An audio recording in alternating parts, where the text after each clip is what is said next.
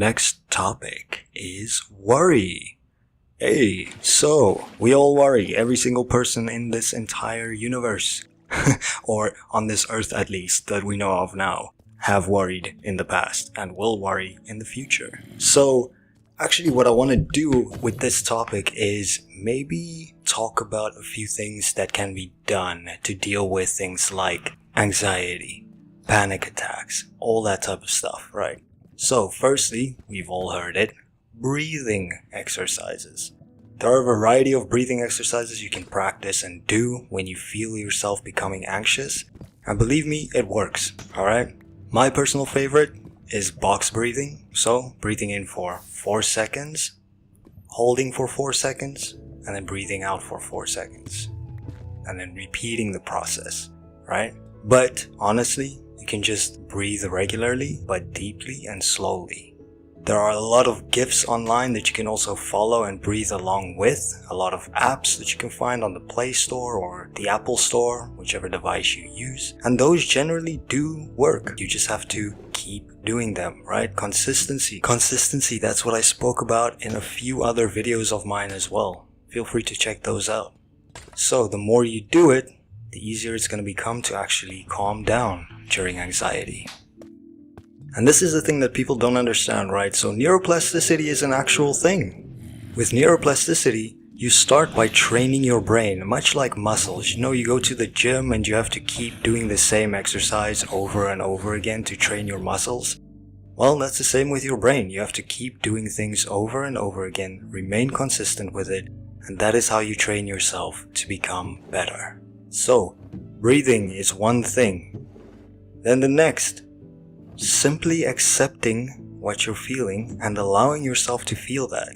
Now, I've spoken about being an addict in a couple of videos prior to this one. And for me, I used because I wanted to escape my feelings, escape my emotions, especially anxiety, right? But human emotions and human feelings are normal. We're supposed to experience them, from the good to the bad. So I've started doing this thing where if I feel myself entering a panic attack, I just do my breathing and I tell myself, you know what? I'm gonna allow myself to feel this. And normally, after a few seconds, I just feel better. I think about something else. I distract myself. Letting go of that anxiety, accepting it as part of myself, that worry. It's okay to worry. We're supposed to worry about things that make us anxious. It's normal. It's not a nice feeling, but we're supposed to feel it. So, that is one of the things that society will teach us, is that worry is bad, and we should always do something to calm us down, like use things. We don't have to use things to stop worrying. I mean, if it's chronic and it interferes with your daily life, such as chores, relationships, friendships, doing work, focusing on whatever you need to focus on at home, sure. Speak to a medical professional, speak to a mental health professional, get that sorted out. But at the end of the day, we also have to allow ourselves to feel those feelings without trying to numb them. Because if we try to numb these feelings, we also numb the good feelings. What we do is we tell ourselves that happiness can only come when we use something else, if we try to numb our feelings away. And that's not a good thing, that's quite a bad thing actually. So, when it comes to worrying, well, that's normal. And there are a lot of things that we can do for it.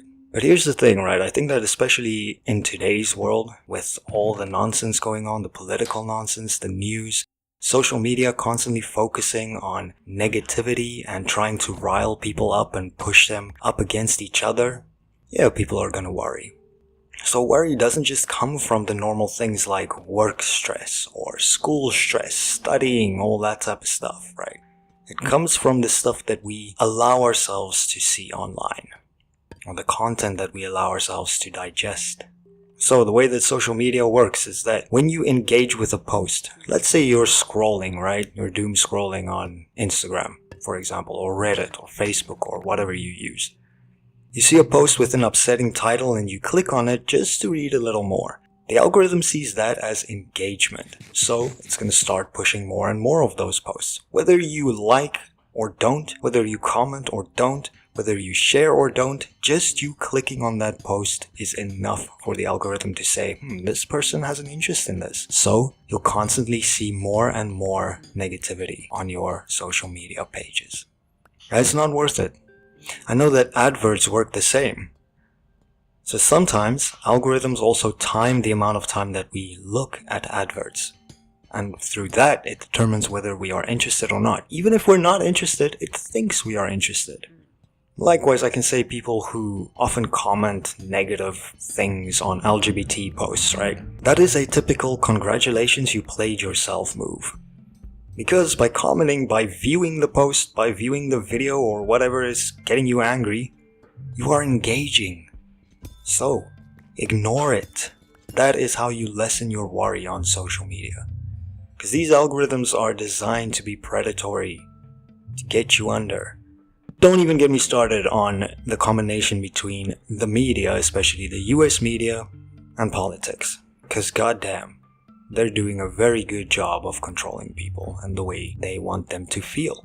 And this isn't some tinfoil hat conspiracy bullshit. This is stuff that I actually studied in university and got a degree on. So, in media we say negative feedback is better than no feedback.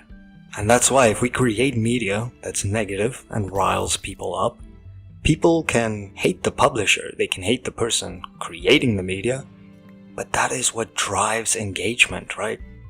YouTubers like Logan Paul and Jake Paul, right? The Paul brothers. Who's that bald guy? Andrew Tate. They all know this. Ben Shapiro, all these people. That Alex guy with the gay frog, whatever his name is, right? Those guys all know that the more they can piss someone off, especially if it's an entire community, the more their content is going to get shared, it's going to get engaged with, it's going to be pushed out into the world.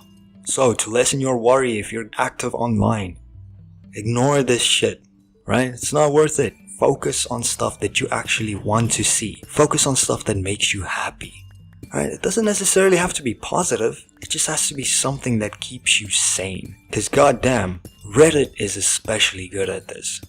I mean, it shows you posts that you don't even give a fuck about. It shows you posts from communities that you don't even care about. And all that type of stuff. Right? They all have an influence. So, unfortunately, that is simply how it is. That's how psychology works. If you don't like something, if it upsets you, you're probably going to engage by it just by viewing it. To see whether you are right to be angry about it. Or to maybe calm yourself to say it's not that bad as the headline makes it seem, because trust me, headlines play into these things as well. Maybe do yourself a favor and look into a little thing called power words, right? These are words that are used specifically to prey on people's emotional vulnerabilities. And every single year we have a new power word, right? Especially if it's related to politics. So hey, at the end of the day, if something's happening in politics or on social media or out in the world that you don't like, that makes you angry for absolutely no reason, well, congratulations, you are now a pawn. So is it worth it? No, absolutely not. It's not worth it to engage with this type of content. Right? We deserve to be happy. We're all just people out here trying to make a good living, trying to take care of ourselves, trying to live, trying to survive. Why are we dealing with all of this international nonsense? You know, I often think about it and I see all of this political bullshit and I'm like, why are normal people getting involved? Normal people aren't supposed to be involved. These are politician jobs. But of course, if normal people don't get involved, then, well, we sit with corrupt individuals. I mean, we will always sit with corrupt individuals. That's just how politics and power work. That's just reality. Again, I took off my tinfoil hat for this video. These are all research related to psychology, mental health. It is how it is. Propaganda, all that type of nonsense. We know of history where propaganda was heavily used. And it was influenced by the people who drove the engagement. Today, that's us. But in the digital world, right? And I'm someone who's chronically online, so, of course, I was always negatively affected by this type of stuff. But it never had to be that way. And the more I started focusing on positive posts and positive news, the better I felt. Another thing that can help with worry, right? Sleep. Now, people who don't get enough sleep, people who don't get good sleep where they actually relax. Phones and computers and televisions, all that type of stuff, it plays a role in that, right? So before you hit the hay, you're supposed to be off of your phone for at least 30 minutes. And it's not just some screen related thing, it's because social media has an effect on your mindset. It affects your manner of thinking. So, if you read an upsetting post before going to bed, well, you might not have a bad dream, you might sleep very well, but what you saw is still going to be stuck at the back of your head. And your brain still has to process that. You might think you can handle it, you might think it's fine, you know? These things don't affect me negatively, but they do. That's the problem. So, to lessen your worry, to lessen your stress, to lessen your anxiety, you have to actively put in the work. Avoid stressful things online. Avoid stressful people and events and things that'll happen in your life for as much as possible. But also, again, what I said in a previous video is the following. That Stoic principle. Realize the difference between what you can control and what you cannot control. That's how you will find peace. You can only control your own actions and the type of content that you look at. You can't stop people from making horrible content. You can't stop people from making content that is deliberately designed to get under your skin. But you can choose to engage or not. You can choose to see it or not. So, with that said, I will be moving on to the next topic in the next video. Thank you so much for watching. Please take care of yourself and remember you matter in this world. Don't let anyone tell you otherwise because they are lying. You belong here. You matter. Alright. Peace.